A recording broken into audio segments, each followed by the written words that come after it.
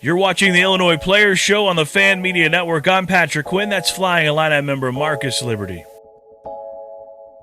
Okay, Marcus, Illinois just played the 8 seed in the Midwest region, Loyola, and I will not put this lightly. Illinois did not come out. They did not play what we were expecting, and I don't think Loyola, I'm not saying this just as a fan, but I don't think Loyola was an 8 seed at all. And the reason why they've been ranked in the top 25 this season, and they did a wonderful job in the Missouri Valley Conference, and they are the number 1 defensive team in the country. Yeah. So, and when you're saying you're the 20, you're saying you're the 8th ranked in a bracket, you're like 29th in the country. There's a big difference between 29 and 20. that can play a part of how you approach the game, meaning the team, the players. Are we going in against a lower seed, an 8 seed, and that's not the way you're supposed to go into games, but mentally you think like that. No kids think like that. Oh man, we got this game, and we're not even worried. It's a Chicago team. I know some of the guys that, through high school, and you start thinking like that, and Loyola's looking at, this is a chance for us to show the world again. Loyola basketball is all about. Coach Porter Mose, he's been coaching like this, since he's been at Loyola. Yeah, he got fired more than 10 years ago from Illinois State University, and then they I don't know, do they take a flyer on him at Loyola, and or do they know something about Porter Moser? The guy can coach. No, I think this is what they did. I could be wrong. We're going to give you an opportunity to coach in Chicago and get who you want.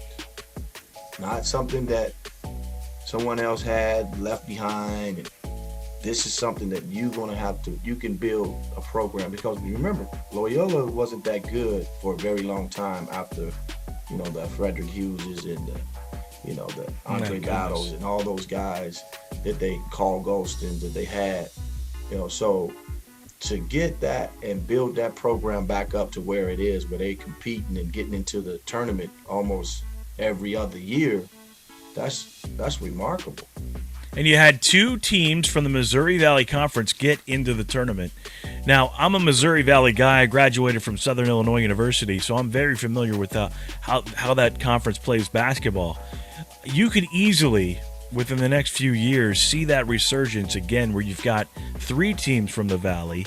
And once you've got 3 teams in the Valley, maybe you give Loyola a little more respect. I think they deserve it. I'm not taking anything away from, Loyola. From what I've seen and watched throughout the years, he always have those guys competing, especially on the defensive end. So I read an article where one of the players says, I think it was Cutler, Yeah. the big guy. He says, we've been practicing like this all year long as far as defensive schemes. We've been practicing like this. So we only had one day really to prepare for the University of Illinois. But if you already been practicing different schemes of how to shut down star players, then you already know what to do. And that's what they did. They said, you know what? Somebody else is going to beat us.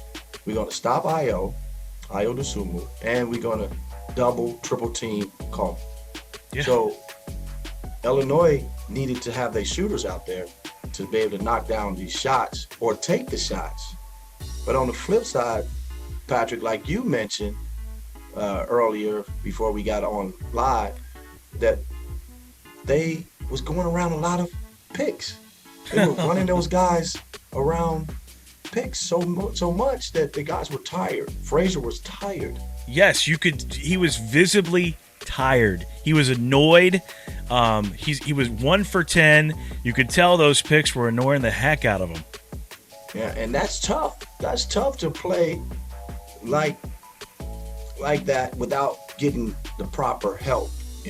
For one, they should have probably switched. A lot of people are chiming in and talking about, Illinois didn't make adjustments.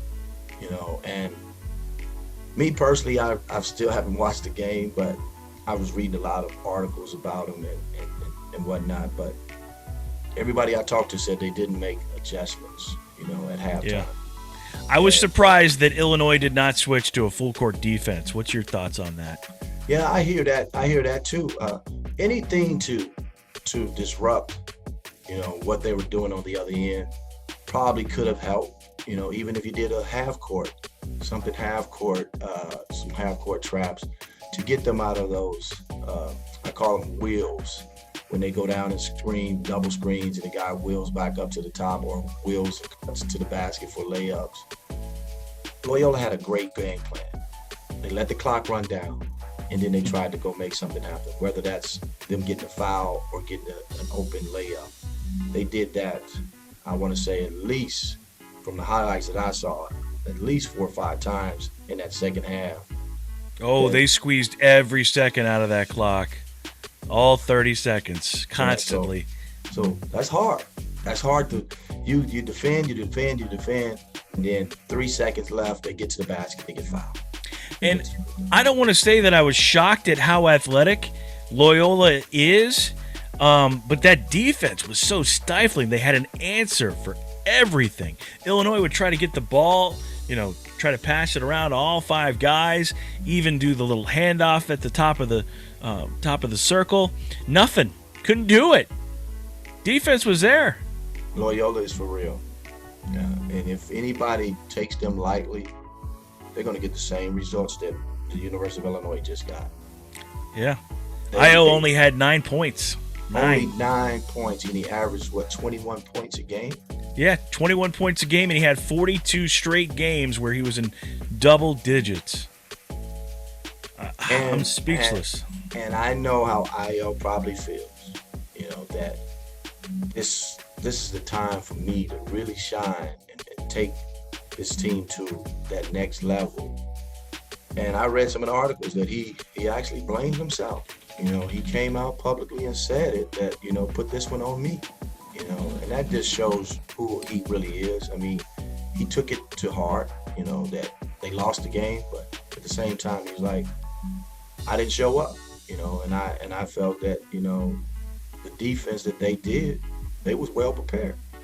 And I'm glad that he's taken responsibility. I think since day one, since he played, I think in his first game, he made a major freshman mistake. I can't remember exactly what that was. It was some kind of turnover, but he had vowed to learn from that mistake. And overall, he did. But when the game mattered, okay, Illinois was never in this game, ever. They were down 9-2 at one point, and I looked over at my son, and I was just like, this is going to be a hell of a climb. And boy, were we right. But the point is, the last 5 minutes of the game, Krutwig was still playing defense, and they're leading by, 10 points and just swiping the ball away, and Io let it happen. I was shocked. But, Patrick, we said it before. It's only one game. One game, you move on. One game, you lose, you go home. So either you're clicking and everything is falling into place, or you're struggling and you're behind and it's hard to get back. You saw it in Kansas game just last night. Oh, yeah. Kansas game, they fell behind against USC, and there was no climbing back. No, they got into a hole really fast. And for a Bill Self team, I was shocked, too, at the adjustments that were not made by Kansas. I'm not sure what happened last night with Kansas. This is not a Kansas podcast. But we do have a vested interest since it's Bill Self's team. Jarence Howard is also the assistant on that team. I was shocked at also how the players just kind of let it go. Yep. So that's what I'm saying. Anything can happen in one game, Mm-hmm. And I was praying, man. I was praying that Illinois, our school, would be ready and ready to rock and roll. But sometimes you have these mental lapses, man. And I think they had one, against Loyola, and there was no coming back. And as a true alumni, I'm still proud of the guys, the way they, competed and got us back to the NCAA tournament, because that's what we were all wanting. We was like, let's just get us back to the tournament. And then after that, once we found out how great this team was, we was like, ooh, they can win it all. So it takes steps, man. And Underwood has done a great job. Sure, we wanted them to go far in the tournament, but let's say this, man, that they made it to the tournament. You got, a good squad, and hopefully this thing can snowball into something even bigger down the road. I sure hope so, because the future looks bright. There are so many possible recruits that are coming in, people that have decommitted from other schools like Creighton, Michigan State. I won't really advertise who their names are. You can kind of read between the lines here. You can do some Googling. But my point is there are guys, like there's a guy from Texas Tech that could possibly be coming to Illinois. So the cupboard is not bare. This is not the 06-07 team, the 05-06 team. We're going to be moving in the right direction. You agree? Yeah. No, I think Underwood and his staff has done a tremendous job. We can only go forward. We can't go backwards. We can only go forward, and I think we have the recipe, and the coaching staff to make that happen. And my hope is that by the time the 2021-22 season pops up, we won't be dealing with the coronavirus like we were for the past 2 seasons, and that won't even be a factor anymore. We'll just be able to talk about basketball, correct? That would be nice. That would be real nice, man, and actually go to some games and sit in the stands and watch.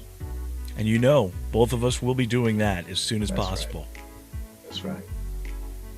Loving it, man. Loving it. And to all our listeners out there, man, don't give up on this team. Oh no. We are definitely losing some seniors, DeMonte and Frazier and Io. Io is definitely probably going to be. Coffee is giving us some hope that he may come back.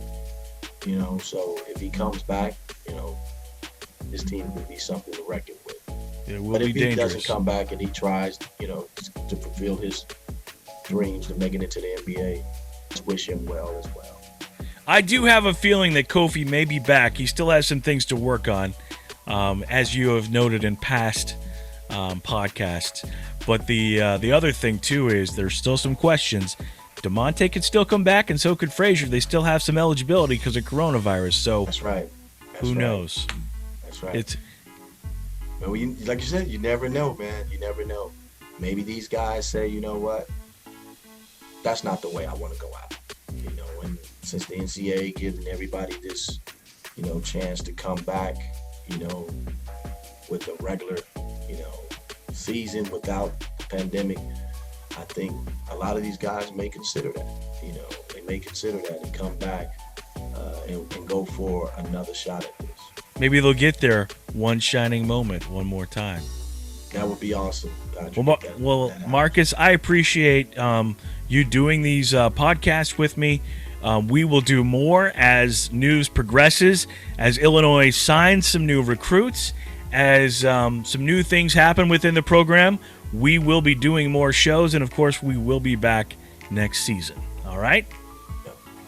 To host a player show or appear as a player on a player show, simply create a profile on Fan Media's iOS app or website. Select your teams and make a short intro video on your phone. Show hosts, reporters, former players, and superfans can use our Get Verified feature and make an intro video as well, and our mobile newsroom staff will reach out.